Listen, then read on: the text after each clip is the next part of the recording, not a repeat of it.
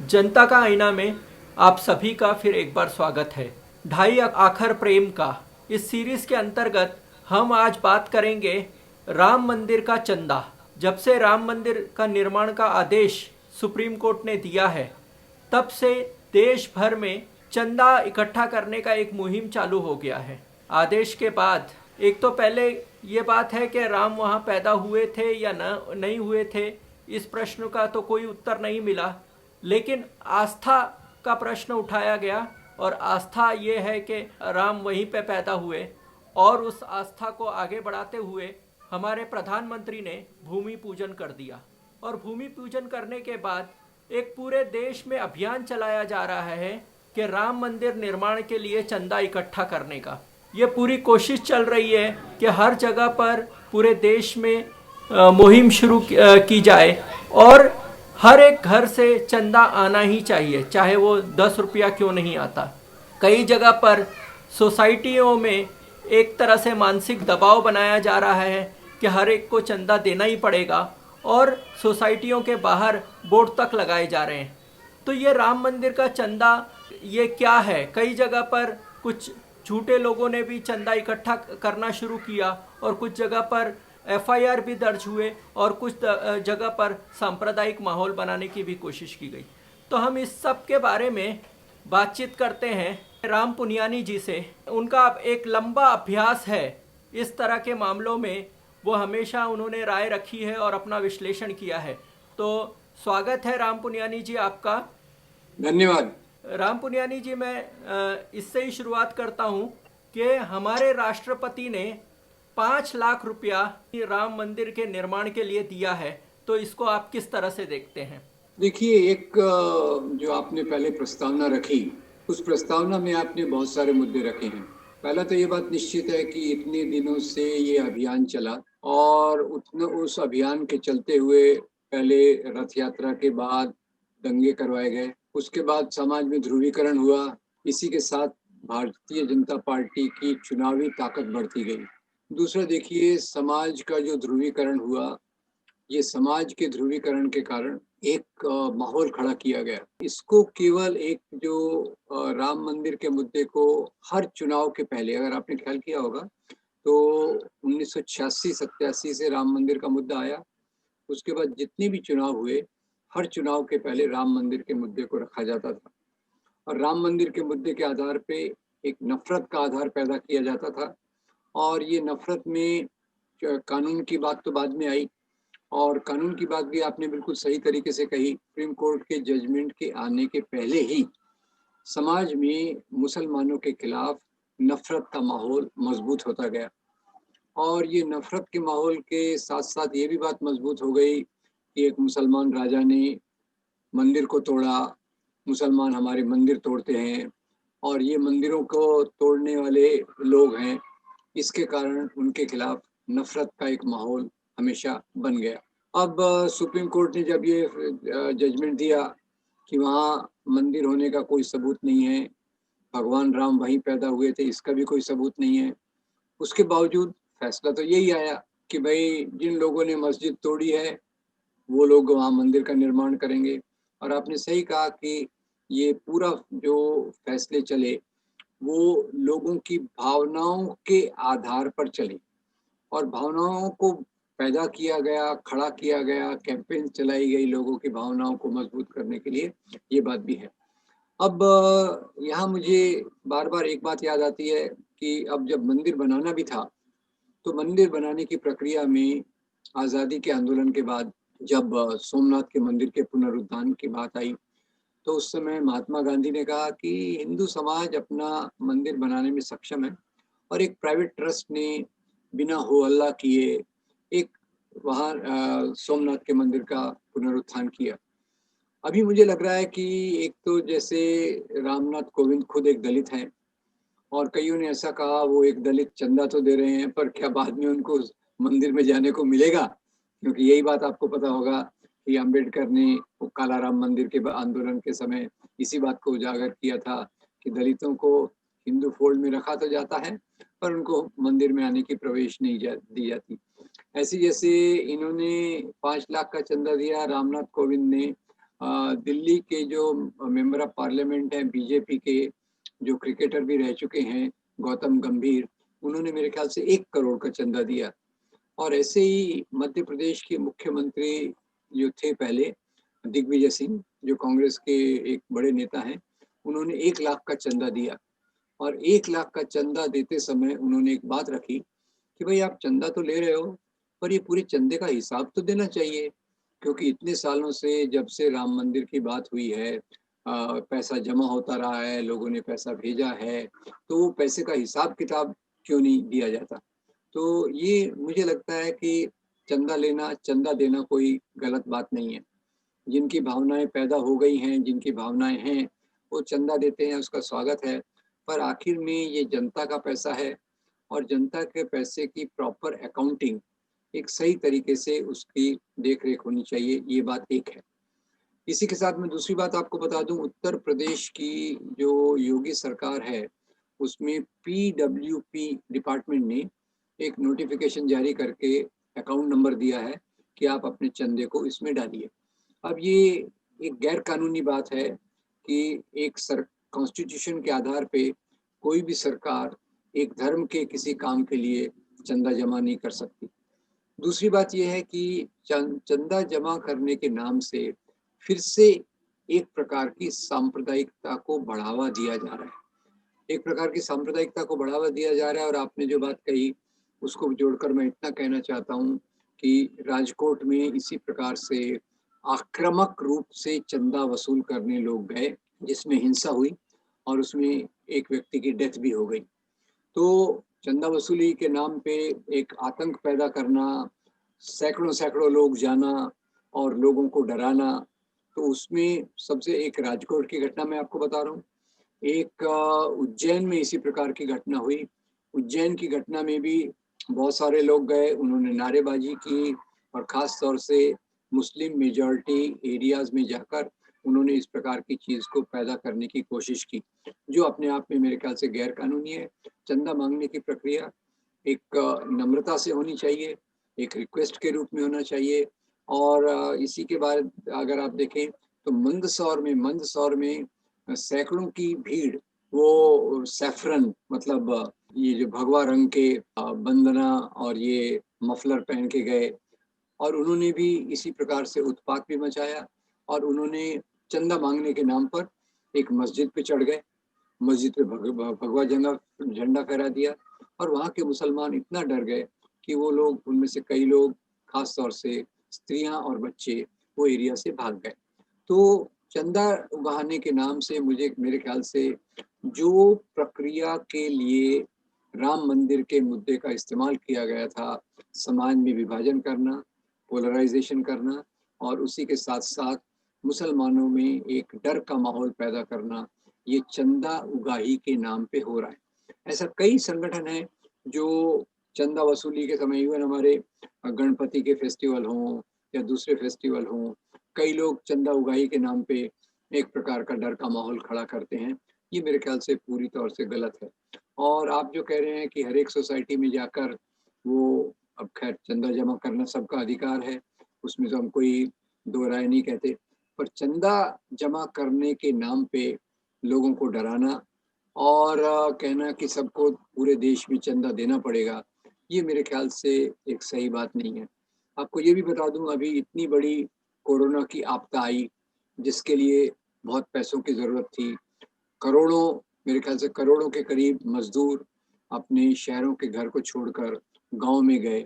उस समय चंदा उगाही होती तो मुझे बहुत अच्छा लगता कि भाई लोग एक अच्छी बात के लिए चंदा जमा कर रहे हैं। दूसरा, अभी कोरोना की इतनी बड़ी घटना, संकट देश झेल रहा है, उसमें भी इस प्रकार का चंदा उगाही नहीं हुई। तो सवाल है कि कौन से मुद्दे पर आप चंदा जमा कर रहे हैं, और उससे बड़ा सवाल है कौन से तरीके से कर रहे हैं। अगर आपके तरीके में लोगों को डराने की बात है, लोगों को धमकी देने की बात है, तो मेरे ख्याल से वो गलत कदम है। अपनी इच्छा से, जैसे दिग्विजय सिंह ने दिया, जैसे गौतम गंभीर ने दिया, जैसे दूसरे लोगों ने, राष्ट्रपति जी ने दिया, उनकी भावनाएं हैं, वो चंदा दें, इसमें कोई किसी का विरोध नहीं है। पर जरूरत इस बात की है कि आज समाज के इतने बड़े मुद्दे हमारे सामने खड़े हैं। कोरोना आया, करोड़ों मजदूरों ने उनका जो बेघर बार हो गए, अपना घर छोड़कर उनको गाँव में जाना पड़ा, उसके बारे में समाज ने इस प्रकार के कदम क्यों नहीं उठाए? कई जगह बात की जा रही है, लोगों का 1 दिन का वेतन काटा जाएगा और वो राम मंदिर के निर्माण के लिए दिया जाएगा।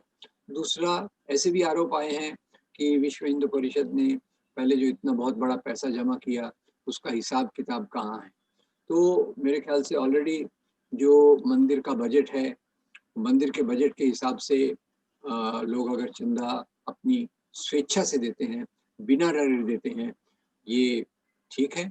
और जो नहीं देना चाहते, उनको एक डर का माहौल खड़ा करना, उनके मन में ये कर रहा है अगर आप चंदा नहीं दोगे, तो बाहर लिस्ट लगेगी, जिसमें चंदा देने वालों का नाम होगा, आपका नाम नहीं होगा। तो ये मेरे ख्याल से समाज के विभाजन की प्रक्रिया है, जिससे हमको बचना चाहिए। हमारा मुख्य उद्देश्य होना चाहिए कि खैर आपकी भावनाएँ हैं, आप मंदिर बनाना चाहते हैं, आप स्वेच्छा से उसमें दान दीजिए और दान देते समय ये भी सोचिए कि आज समाज में कौन से मुद्दों की ज़्यादा ज़रूरी है। और इस बात को मैं दोहराऊँगा कि किसी भी प्रकार का सामाजिक चंदा डर डर पैदा करके खड़ा जमा नहीं किया जाना चाहिए, नंबर 1। नंबर 2, जो चंदा नहीं देते, उनके खिलाफ किसी प्रकार का लांछन, आरोप, डर ये पैदा नहीं करना चाहिए। और नंबर 3 सबसे इसी से इतनी महत्वपूर्ण बात ये है कि चंदे का पूरा एक-एक पैसे का हिसाब रखा जाना चाहिए कि मंदिर के नाम पे जो चंदा जमा किया गया है, वो कहाँ गया। अब एक और बात मैं कहना चाहता हूँ उसी के साथ जुड़ी हुई कि ये सरकार जो है और उनके पीछे जो सत्ता में लोग हैं, जो हिंदू राष्ट्र बनाना चाहते हैं, वो इसको इतना बड़ा मुद्दा उन्होंने जानबूझ के किया। ये मुद्दा कोई इतना बड़ा यानी शुरू में तो वहाँ भगवान राम का जन्म हुआ था। ये भावना उन्होंने लोगों में भरी। ये भावना उन्होंने लोगों में भरी कि एक मुसलमान राजा आक्रामक ने मंदिर को तोड़ा और मस्जिद बनाया। तो ये सब चीज़ें तो कोर्ट ने खारिज कर दी, इसमें किसी प्रकार का सत्य नहीं है। तो दूसरे तौर पे मैं कहूँगा कि ये धर्म के नाम पे राजनीति करने वाले लोगों को इस प्रकार के विभाजनकारी मुद्दे चाहिए और आज ये विभाजनकारी मुद्दे एक आक्रामक रूप ले रहे हैं। आक्रामक रूप ले रहे हैं, जहाँ समाज के कुछ लोगों को अलग किया जा रहा है और मजबूरी से उनको चंदा देने के लिए प्रेरित किया जा रहा है। ये हमारी राजनीति का जो राजनीति चल रही है, उसका एक बहुत नकारात्मक नेगेटिव कदम है और इसको एक दुरुस्त करने की, इसको सही करने की ज़रूरत है। राम जी, आपने कहा कि चंदा तो कोई भी व्यक्ति की अपनी इच्छा के अनुसार दे सकता है। क्या राष्ट्रपति जैसे पद का व्यक्ति चंदा दे और उसका पूरा देश पर और दूसरे समाज पर क्या असर पड़ता है, और जो हमारा चरित्र है, धर्मनिरपेक्ष चरित्र है, क्या वो बचा रहता है जब इस तरह की बातें होती है? तो एक तो दूसरा चंदा देने की जो प्रक्रिया है, वो वास्तव में तो एक गोपनीय प्रक्रिया होनी चाहिए। सरकारी पद पर रहकर किसी प्रकार के धार्मिक बात को प्रमोशन करना, प्रेरित करना, ये हमारे संविधान के मूल्यों के खिलाफ है।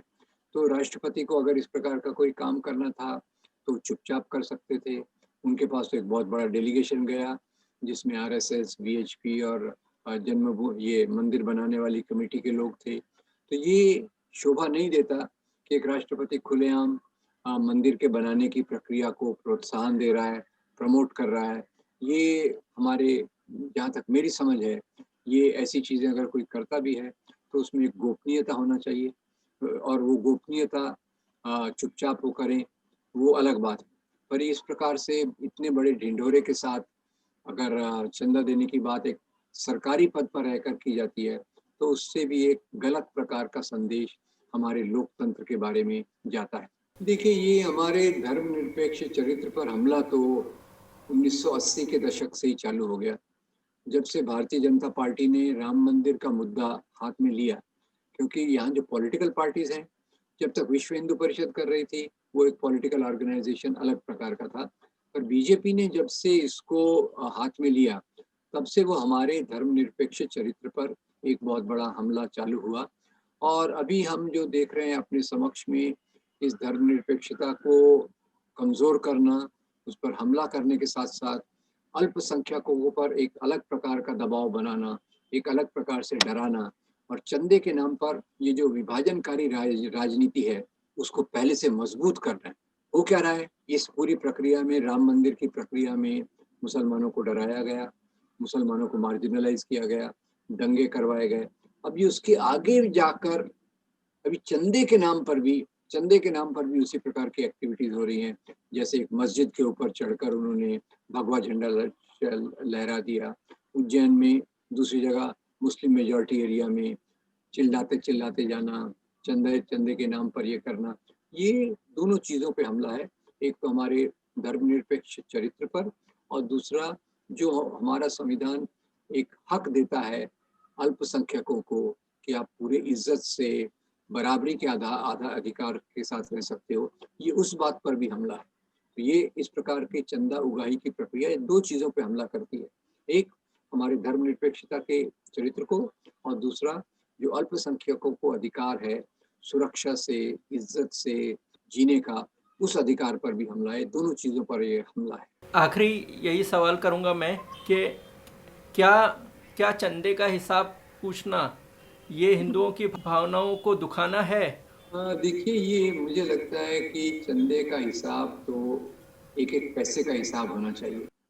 जैसे आज़ादी के आंदोलन में भी कांग्रेस की हर मीटिंग के बाद, गांधी जी की हर मीटिंग के बाद चंदा जमा किया जाता था, उसको गिना जाता था और गांधी जी इसके बारे में बहुत स्ट्रिक्ट थे कि जो भी जनता का पैसा है उसके एक एक पाई वो पहले के ज़माने में जो थी, एक पैसा पाई, एक पैसे के इतनी पाई, तो पाई का हिसाब रखने की पहले बात होती थी। अभी तो इतने सालों से राम मंदिर के नाम पे चंदा जमा हो रहा है, पब्लिक में कोई अकाउंटिंग नहीं है। तो इसलिए दिग्विजय सिंह ने जो कहा कि इसका पूरा हिसाब पहले का भी बताइए और आगे का भी हिसाब रखिए। ये भावनाओं पे आघात नहीं है, ये इसके पीछे घपलेबाजी ना हो, उसके लिए एक सावधानी का कदम है। ये किसी की भावनाओं को दुखाने का सवाल नहीं है, ये जनता के पैसे का सही इस्तेमाल, सही उपयोग होना चाहिए। ये उस दिशा में एक कदम है। और दूसरी तरफ जिस प्रकार से घटनाएं हुई हैं, वो बहुत पीड़ा और दुख देने वाली घटनाएं हुई हैं।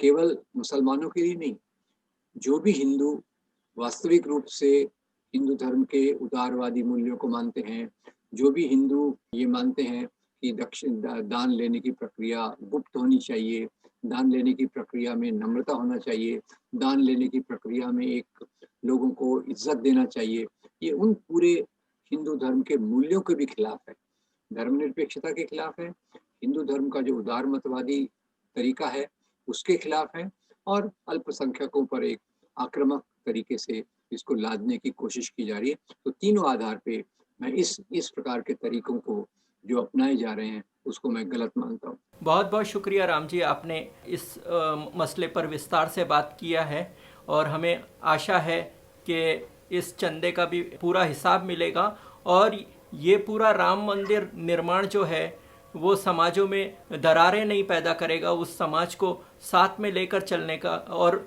मैं तो यही मानता हूँ कि जो भी लोग मंदिर बना रहे हैं उन्होंने अपने आसपास के दूसरे समाज, मुस्लिम समाज और दूसरे समाजों को भी इससे जोड़कर प्रेम भाईचारा कैसे बढ़े और शांति कैसे निर्माण हो और धर्म पर आधारित समाज कैसे बने, इसके बारे में वे सोचेंगे और श्री राम जी उनको सद्बुद्धि देगा कि वो अमन और चैन का रास्ता अपनाएंगे। धन्यवाद।